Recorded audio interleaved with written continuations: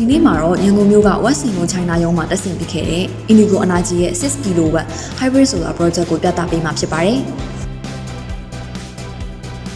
မြင်တဲ့အတိုင်းပဲရုံးရဲ့ location ကတော့တအားကိုလှပါတယ်။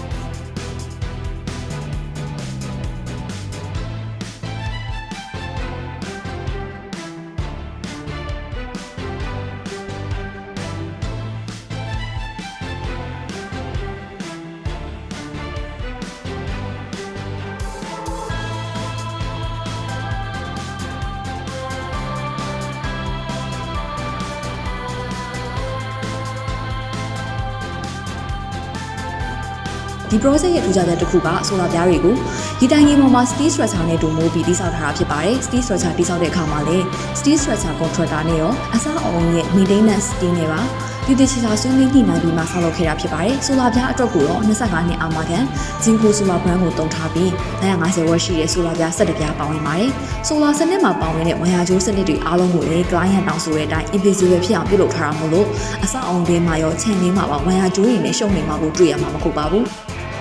hybrid solar စနစ်ဖြစ်တာကြောင့်ဘက်ထရီပါဝင်ပြီးတော့ inverter နဲ့ဘက်ထရီ2မျိုးလုံးအတွက် grower brand ကိုသုံးထားပါတယ်။ inverter အာမခံကတော့9နှစ်ဖြစ်ပြီးတော့ဘက်ထရီရဲ့အာမခံကတော့10နှစ်ဖြစ်ပါတယ်။ DOD percentage 90% ရှိတဲ့ lithium ion grower ARK 2.56H ဘက်ထရီလေးလုံးသုံးထားပြီးတော့မိပြတ်ချိန်တွေမှာ aircon 3လုံး၊ရေမော်တာဆက်၊ဒီကဲတက်တာ socket တွေနဲ့မီဒီတွေကိုအသုံးပြုနိုင်အောင်ပြုလုပ်ပေးထားတာဖြစ်ပါတယ်။